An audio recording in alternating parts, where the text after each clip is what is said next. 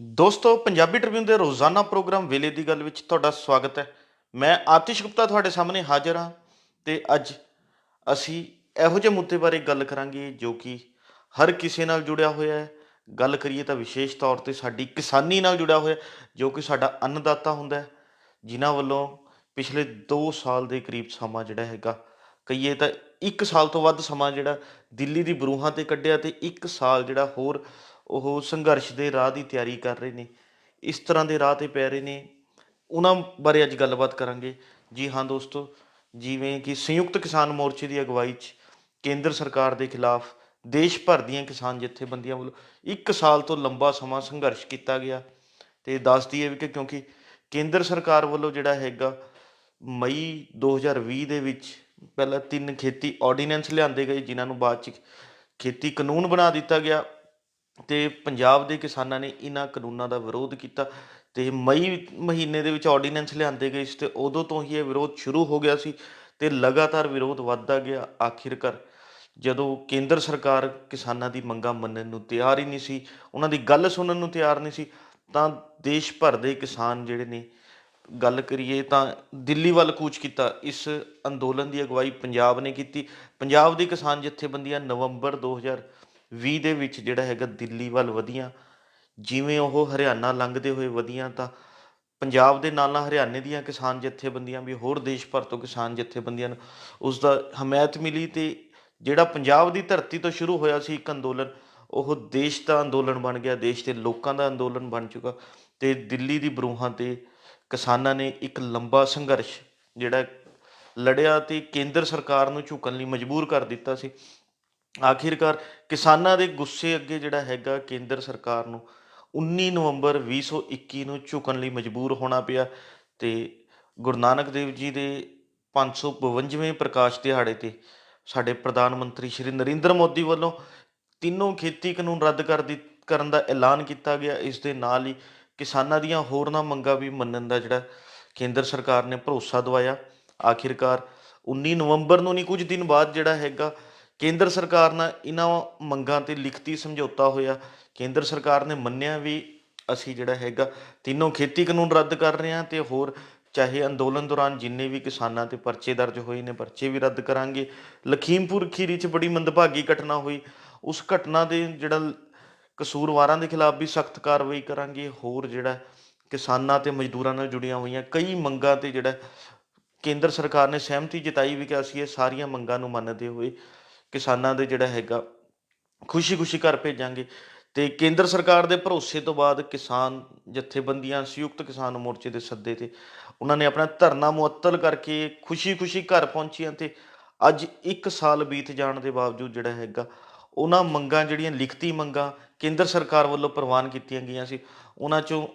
ਲਗਭਗ ਜਿਹੜੀਆਂ ਹੈਗੀਆਂ ਜਿਉਂ ਦੀਆਂ ਤਿਉਂ ਪਈਆਂ ਨੇ। ਕੇਂਦਰ ਸਰਕਾਰ ਨੇ 1 ਸਾਲ ਬੀਤ ਜਾਣ ਦੇ ਬਾਵਜੂਦ ਵੀ ਕੋਈ ਸੁਣਵਾਈ ਨਹੀਂ ਕਰੀ। ਜਿਨ੍ਹਾਂ 'ਚ ਗੱਲ ਕਰੀਏ ਮੁੱਖ ਤੌਰ 'ਤੇ ਅੰਦੋਲਨ ਦੌਰਾਨ ਜਿਹੜਾ ਹੈਗਾ ਕਿਸਾਨਾਂ 'ਤੇ ਵੱਡੀ ਗਿਣਤੀ 'ਚ ਹਰਿਆਣਾ, ਹਿਮਾਚਲ ਪ੍ਰਦੇਸ਼, ਉੱਤਰ ਪ੍ਰਦੇਸ਼ ਜਿਹੜਾ ਹੈਗਾ, ਹੋਰ ਉੱਤਰਾਖੰਡ ਤੇ ਦੇਸ਼ ਦੇ ਵੱਖ-ਵੱਖ ਸੂਬਿਆਂ ਦੇ ਵਿੱਚ ਪਰਚੇ ਦਰਜ ਕੀਤੇ ਗਏ। ਉਹ ਪਰਚੇ ਰੱਦ ਨਹੀਂ ਹੋ ਸਕੇ, ਨਾ ਹੀ MSP ਤੇ ਜਿਹੜਾ ਕਾਨੂੰਨਨ ਗਰੰਟੀ ਦੇਣ ਲਈ ਜਿਹੜਾ ਹੈਗਾ ਇੱਕ ਕਾਨੂੰਨ ਬਣਾਉਣਾ ਸੀ, ਉਹ ਕਾਨੂੰਨ ਵੀ ਬਣ ਨਹੀਂ ਸਕਿਆ। ਉਸ ਲਈ ਕਮੇਟੀ ਬਣਾਉਣ ਦਾ ਸਮਝੌਤਾ ਹੋਇਆ ਸੀ, ਉਹ ਕਮੇਟੀ ਵੀ ਹਾਲੇ ਅੱਧ ਵਿਚਕਾਰ ਹੀ ਲਟਕ ਰਹੀ ਹੈ, ਕੋਈ ਉਸ 'ਤੇ ਜਿਹੜਾ ਹੈਗਾ ਕੋਈ ਫੈਸਲਾ ਨਹੀਂ ਲਿੱਤਾ ਜਾ ਸਕਿਆ। ਤੇ ਇਸ ਦੇ ਨਾਲ ਹੀ ਨਾਲ ਲਖੀਮਪੁਰ ਖੀਰੀ ਘਟਨਾ 'ਚ ਦੋਸ਼ੀਆਂ ਨੂੰ ਸਜ਼ਾ ਮਿਲ ਸਕੀ ਹੈ ਤੇ ਹੋਰ ਵੀ ਕਿਸਾਨਾਂ ਦੀਆਂ ਮੰਗਾਂ ਜਿਹੜੀਆਂ ਲਟਕ ਰਹੀਆਂ ਨੇ। ਤੇ ਇਸ ਦੇ ਰੋਸ ਵਿੱਚ ਜਿੱਥੇ ਕਿਸਾਨਾਂ ਦੇ ਵਿੱਚ ਗੁੱਸਾ ਵੀ ਹੈ, ਪਰ ਉੱਥੇ ਹੀ ਗੱਲ ਕਰੀਏ ਤਾਂ 19 ਨਵੰਬਰ ਨੂੰ ਪ੍ਰਧਾਨ ਮੰਤਰੀ ਨੇ ਜਿਹੜਾ ਹੈਗਾ ਕਿਸਾਨਾਂ ਦੀਆਂ ਮੰਗਾਂ ਮੰਨਦੇ ਹੋਏ ਤਿੰਨੋਂ ਖੇਤੀ ਕਾਨੂੰਨ ਰੱਦ ਕਰ ਦਿੱਤੇ ਸੀ, ਤਾਂ ਉਸ ਦਾ ਖੁਸ਼ੀ ਵੀ ਹੈ। ਤੇ ਅੱਜ ਸੰਯੁਕਤ ਕਿਸਾਨ ਮੋਰਚੇ ਵੱਲੋਂ ਜਿਹੜਾ ਹੈ ਇਹ 19 ਨਵੰਬਰ ਨੂੰ ਜਿਹੜਾ ਫਤਿਹ ਦਿਵਸ ਵਜੋਂ ਮਨਾਉਣ ਦਾ ਐਲਾਨ ਕੀਤਾ। ਇਸ ਦਿਨ ਦੇਸ਼ ਭਰ ਦੇ ਵਿੱਚ ਵੱਡੇ ਵੱਡੇ ਸਮਾਗਮ ਰੱਖੇ ਜਾ ਰਹੇ ਨੇ, ਜਦੋਂ ਕਿਸਾਨ ਜਥੇਬੰਦੀਆਂ 19 ਨਵੰਬਰ ਨੂੰ ਜਿਹੜਾ ਫਤਿਹ ਦਿਵਸ ਵਜੋਂ ਮਨਾਉਣਗੀਆਂ। ਤੇ ਸੰਯੁਕਤ ਕਿਸਾਨ ਮੋਰਚੇ ਨੇ ਹੋਰ ਵੀ ਅੱਗੇ ਭਵਿੱਖ ਦੇ ਕਈ ਪ੍ਰੋਗਰਾਮ ਲਿਖੇ ਨੇ। ਤਾਂ ਗੱਲ ਕਰੀਏ 19 ਨਵੰਬਰ ਨੂੰ ਫਤਿਹ ਦਿਵਸ ਵਜੋਂ ਮਨਾਇਆ ਜਾ ਰਿਹਾ ਤੇ ਉਸ ਤੋਂ ਬਾਅਦ 26 ਨਵੰਬਰ ਨੂੰ ਜਿਹੜਾ ਹੈਗਾ ਦੇਸ਼ ਭਰ ਦੇ ਰਾਜ ਭਵਨਾਂ ਵੱਲ ਜਿਹੜਾ ਕਿਸਾਨ ਜਥੇਬੰਦੀਆਂ ਮਾਰਚ ਕਰਨਗੀਆਂ। ਉੱਥੇ ਜਿਹੜਾ ਹੈਗਾ ਮਾਰਚ ਕਰਕੇ ਮੰਗ ਪੱਤਰ ਦੇ ਕੇ ਆਉਣਗੀਆਂ ਵੀ ਕਿ ਕੇਂਦਰ ਸਰਕਾਰ ਵੱਲੋਂ ਆਹ ਵਾਅਦੇ ਕੀਤੇ ਗਏ ਸੀਗੇ, ਸਾਨੂੰ ਭਰੋਸਾ ਦਿਵਾਇਆ ਗਿਆ ਸੀ, ਉਹ ਭਰੋਸਾ ਜਿਹੜਾ ਹਾਲੇ ਤੱਕ ਪੂਰਾ ਨਹੀਂ ਹੋ ਸਕਿਆ, ਨਾ ਹੀ ਉਹ ਮੰਗਾਂ ਜਿਹੜੀਆਂ ਪੂਰੀਆਂ ਹੋ ਸਕੀਆਂ ਅਤੇ ਉਸ ਨੂੰ ਲੈ ਕੇ 26 ਨਵੰਬਰ ਨੂੰ ਜਿਹੜਾ ਉਹ ਰਾਜ ਭਵਨਾਂ 'ਚ ਜਾ ਕੇ ਮੰਗ ਪੱਤਰ ਦੇ ਕੇ ਆਉਣਗੇ। ਉਸ ਤੋਂ ਬਾਅਦ ਜਿਹੜਾ ਇੱਕ ਸੰਯੁਕਤ ਕਿਸਾਨ ਮੋਰਚੇ ਵੱਲੋਂ ਹੋਰ ਪ੍ਰੋਗਰਾਮ ਲਿਖਿਆ ਗਿਆ ਵੀ 1 ਦਸੰਬਰ ਤੋਂ ਲੈ ਕੇ 11 ਦਸੰਬਰ ਤੱਕ ਦੇਸ਼ ਭਰ ਦੇ ਕਿਸੇ ਵੀ ਸਿਆਸੀ ਪਾਰਟੀ ਹੋਣ, ਚਾਹੇ ਉਹ ਸੱਤਾਧਾਰੀ ਧਿਰ ਭਾਜਪਾ ਹੋਵੇ, ਵਿਰੋਧੀ ਧਿਰ ਕਾਂਗਰਸ ਹੋਵੇ,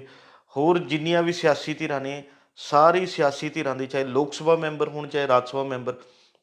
ਸਾਰਿਆਂ ਦਾ ਜਿਹੜਾ ਹੈਗਾ ਘਿਰਾਓ ਕੀਤਾ ਜਾਏਗਾ। ਅਤੇ ਇਸ ਦੇ ਨਾਲ ਹੀ SKM ਨੇ ਅੱਜ ਇੱਕ ਹੋਰ ਐਲਾਨ ਕੀਤਾ ਵੀ 8 ਦਸੰਬਰ ਨੂੰ ਮੁੜ ਜਿਹੜਾ ਹੈਗਾ SKM ਮੀਟਿੰਗ ਇੱਕ ਸੱਦ ਰਿਹਾ ਅਤੇ ਉਸ ਮੀਟਿੰਗ ਦੇ ਵਿੱਚ ਸੰਘਰਸ਼ ਦੀ ਅਗਲੀ ਰਣਨੀਤੀ ਤਿਆਰ ਕਰੇਗਾ ਵੀ ਕੇਂਦਰ ਸਰਕਾਰ ਵੱਲੋਂ ਕਿਸਾਨ ਜਥੇਬੰਦੀਆਂ ਨੂੰ ਜਿਹੜੇ ਵਾਅਦੇ ਕੀਤੇ ਗਏ ਸੀ ਉਹ ਪੂਰੇ ਨਹੀਂ ਹੋ ਸਕੇ, ਤਾਂ ਹੁਣ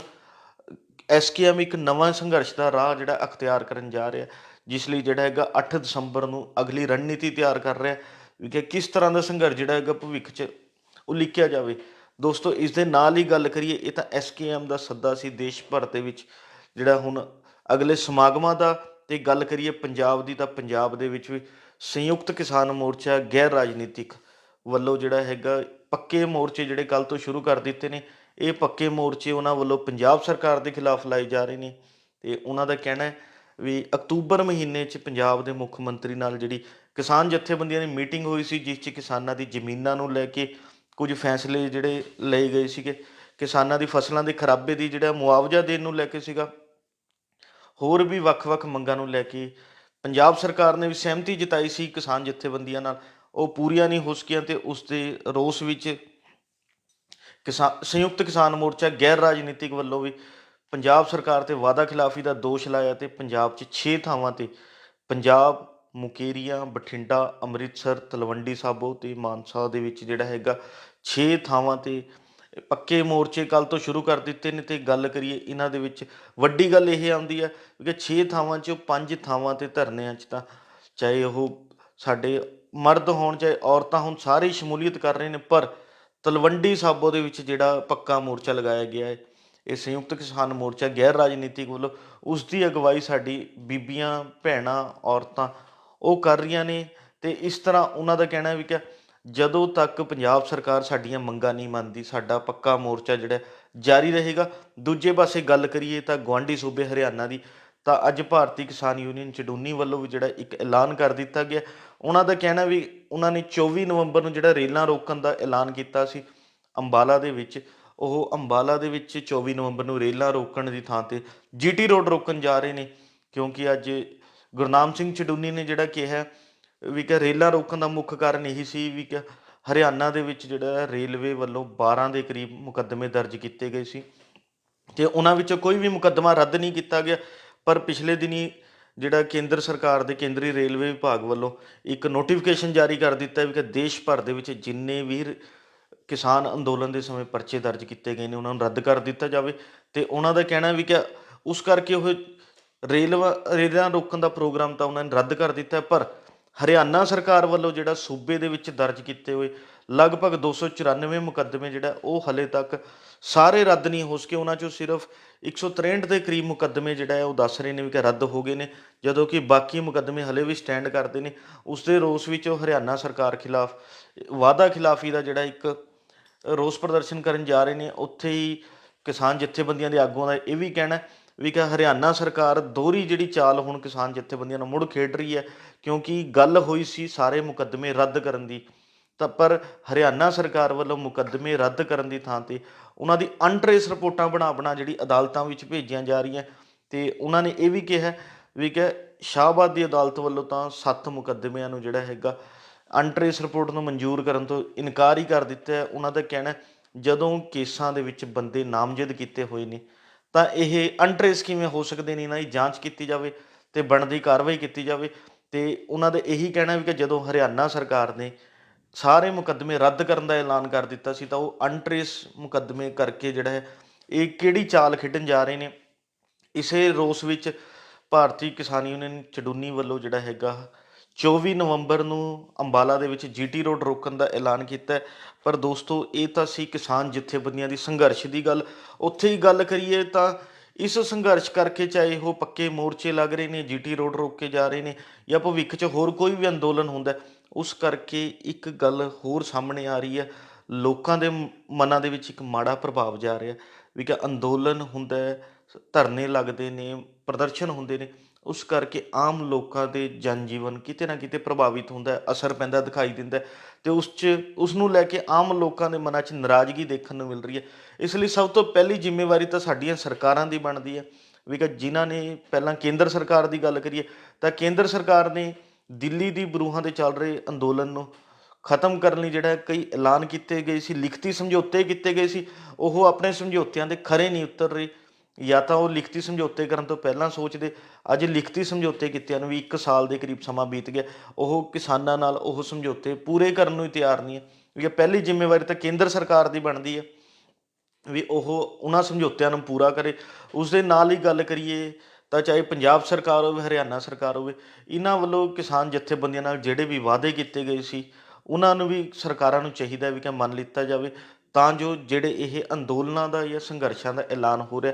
ਇਹਨਾਂ ਨੂੰ ਰੋਕਿਆ ਜਾ ਸਕੇ, ਪਹਿਲਾਂ ਹੀ ਜਿਹੜਾ ਹੈਗਾ ਇਹਨਾਂ ਨੂੰ ਖਤਮ ਕੀਤਾ ਜਾ ਸਕੇ। ਇਹ ਸਰਕਾਰਾਂ ਦੀ ਜ਼ਿੰਮੇਵਾਰੀ ਬਣਦੀ ਹੈ ਵੀ ਕਿ ਇਹਨਾਂ ਨੂੰ ਕਿਵੇਂ ਨਜਿੱਠਣਾ ਹੈ। ਅਤੇ ਜਦੋਂ ਸਾਰੀ ਕਿਸਾਨ ਜਥੇਬੰਦੀਆਂ ਪਹਿਲਾਂ ਹੀ ਧਰਨੇ ਐਲਾਨ ਕਰ ਰਹੀਆਂ ਤਾਂ ਸਰਕਾਰਾਂ ਬੈਠ ਕੇ ਇਸ ਦਾ ਕੋਈ ਨਾ ਕੋਈ ਠੋਸ ਹੱਲ ਕੱਢ ਸਕਦੀਆਂ ਅਤੇ ਕਿਸਾਨਾਂ ਦੀ ਮੰਗਾਂ ਨੂੰ ਮੰਨਦੇ ਹੋਏ ਵੀ ਜਿਹੜਾ ਇਹਨਾਂ ਧਰਨੇ ਪ੍ਰਦਰਸ਼ਨਾਂ ਨੂੰ ਖਤਮ ਕਰਵਾਇਆ ਜਾ ਸਕਦਾ, ਲੱਗਣ ਤੋਂ ਪਹਿਲਾਂ ਹੀ ਰੋਕਿਆ ਜਾ ਸਕਦਾ। ਪਰ ਉੱਥੇ ਦੂਜੀ ਗੱਲ ਕਰੀਏ ਤਾਂ ਸਾਡੀ ਕਿਸਾਨ ਜਥੇਬੰਦੀਆਂ ਨੂੰ ਵੀ ਚਾਹੀਦਾ